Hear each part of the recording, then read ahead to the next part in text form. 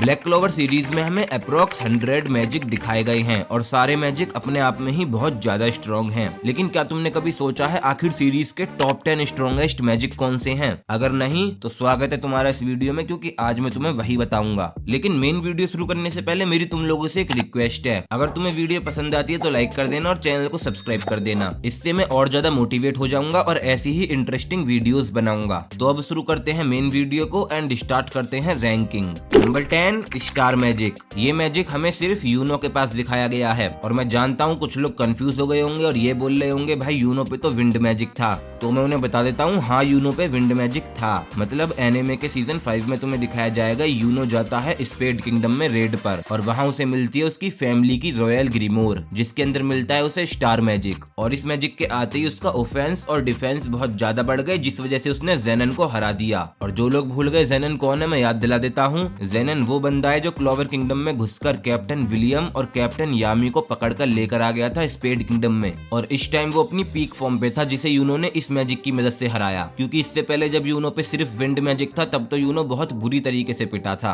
और अगर इस मैजिक की कुछ एबिलिटीज की बात करें तो यूनो इससे एनर्जी बीम शूट कर सकता है और बहुत सारे स्टार्ट क्रिएट करके एक स्टार से दूसरे स्टार पे टेलीपोर्ट हो सकता है। और बाकी तो ये अपने विंड मैजिक के साथ इसे कंबाइंड करके यूज कर ही सकता है। Number 9 Kotodama magic. और ये मैजिक हमें दिखाया गया था जैगरेड के पास, जो कि एक डेविल है और इसे तुमने ब्लैक क्लोवर के सीजन 3 में देखा होगा। और इसकी पावर भी, ये अपने मैजिक की मदद से अपने आसपास की सराउंडिंग को चेंज कर सकता है। सिंपली बोलूं तो ये अपने मैजिक का यूज करके जो भी बोलेगा इसके आसपास की सराउंडिंग वैसी ही हो जाएगी। जैसे इसने बोली चारों तरफ पानी आ जाए तो इसके चारों तरफ पानी आ जाएगा। और ये चीज ये सामने वाले के मैजिक पे भी अप्लाई कर सकता है। लेकिन इस मैजिक का एक नेगेटिव पॉइंट भी है, अगर मैजिक यूजर कमजोर हुआ अपने अपोनेंट से तो मैजिक वर्क नहीं करता। और ये चीज हमने देखी भी थी जब जैगरेड की फाइट हो रही थी यामी, आस्था और यूनो से, और उस टाइम कैप्टन यामी ने भी यही बात बोली थी। और दूसरी वीकनेस ये है कि ये मैजिक डार्क मैजिक पर असर नहीं करता। नंबर 8 कर्स वार्डिंग मैजिक। तुम में से बहुत सारे लोगों को इसके बारे में नहीं पता होगा, मैं बता देता हूँ। ये मैजिक है अंडरवर्ल्ड के सुप्रीम डेविल का, जिसका नाम है मैजिकुला।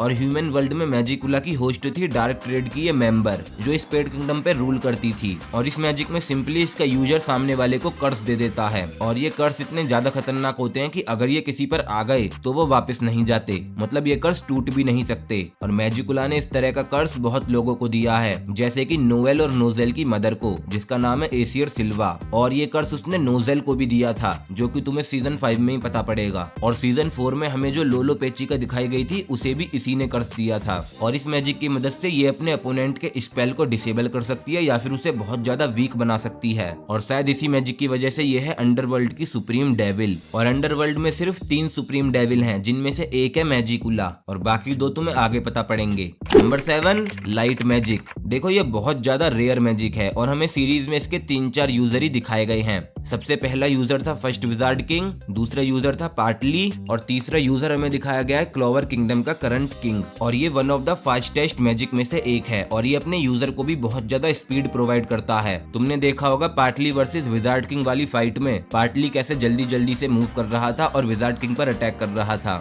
Number 6 dark magic. देखो ये one of the rare magic है और ये बिल्कुल अपोजिट है लाइट मैजिक का, और ये चीज तुम्हें इसके नाम से भी पता पड़ रही होगी। और सीरीज में हमें इसके सिर्फ 3 यूजर दिखाए गए हैं, पहला यामी, दूसरा यामी की सिस्टर और तीसरा लूसी फूगस, जो कि एक हाई रैंक डेविल है। और बहुत सारे रीजन है जिस वजह से मैंने इस मैजिक को इतनी ऊपर रखा है, जैसे कि हर डेविल पर इस मैजिक का असर होता है। हमने देखा है बहुत सारे डेविल पर मैजिक का असर नहीं होता, जैसे कि द किंग ऑफ डेविल पर नहीं हुआ था। सारे मैजिक नाइट अटैक कर रहे थे पर इस पर घंटा असर नहीं हो रहा था। फिर कैप्टन यामी आया अपने डार्क मैजिक के साथ और उसने काफी अच्छी बैटल लड़ी थी किंग ऑफ डेविल से। और दूसरी है इस मैजिक की डार्कनेस प्रॉपर्टी, ये अपने अपोनेंट के मैजिक को अपनी डार्कनेस में एब्जॉर्ब कर सकता है, जो कि किलर एबिलिटी है। और तुम एक बार इस पैनल को देखो जिसमें कैप्टन यामी की सिस्टर इसी मैजिक की मदद से आर्मर क्रिएट करती है। और शायद ये सब चीजें कैप्टन यामी भी कर पाता अगर वो अपने होम टाउन में रहता। वो क्लोवर किंगडम आ गया और उसने अपने क्लैन को ही छोड़ दिया। और जिन्हें नहीं पता उन्हें बता देता हूँ, यामी का clan one of the strongest clan है सीरीज का।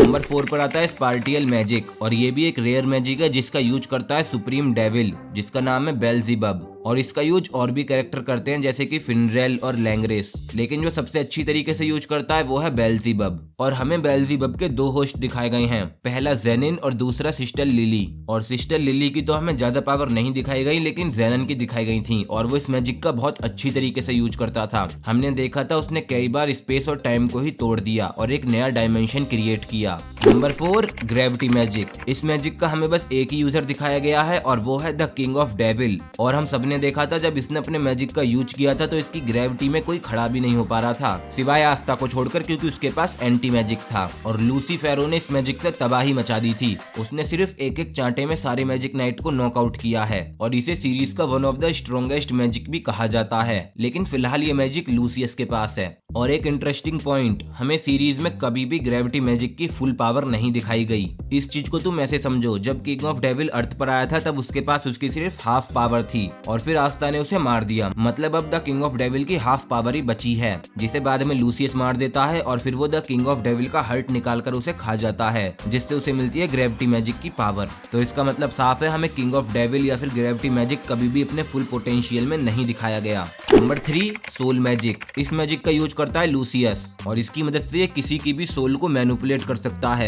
और जिन लोगों ने जुजुत्सु काइसेन सीरीज देखी है वो इसे ब्लैक क्लोवर का माहितो भी कह सकते हैं, क्योंकि इसकी पावर उसी तरीके की है। हमने सीरीज में देखा है ये अपने सोल मैजिक की मदद से डेविल को प्योरीफाई कर सकता है और फिर उसे किसी ह्यूमन में डाल सकता है, जैसे कि सिस्टर लिली के केस में हुआ था। इसने बस सिस्टर लिली को छुआ, जिससे सिस्टर लिली की सोल ही बदल गई और वो बन गई एक पैलाडीन, जिसे ये ट्रू ह्यूमैनिटी भी बोलता है। और 100 बात की एक बात, ये है ब्लैक क्लोवर सीरीज का मेन प्रोटैगनिस्ट, तो इसका मैजिक तो सबसे ज्यादा स्ट्रॉन्ग होगा ही। Number 2 time magic. देखो ये तो हम सबको पता है, जहाँ भी टाइम आ जाता है वो चीज अपने आप में ही स्ट्रॉन्ग बन जाती है, क्योंकि समय से बलवान कोई नहीं। और इस टाइम मैजिक का यूज करता था अपना विजार्ड किंग जूलियस, जो कि लूसियस की सेकंड सोल है और उसे लूसियस ने अपने सोल मैजिक से ही मैनिपुलेट किया था। पर अभी टाइम मैजिक के बारे में बात करते हैं। ये मैजिक था आस्तारोथ का, जो कि अंडरवर्ल्ड का सुप्रीम डेविल था, लेकिन फिर ये अचानक से गायब हो गया और इसकी जगह आई मैजिकुला। लेकिन अगर बात करें टाइम मैजिक की एबिलिटीज की, तो इस मैजिक का यूजर अपने आसपास के टाइम को रोक सकता है, सामने वाले के अटैक को रोक सकता है, अपने अटैक को बहुत फास्ट कर सकता है।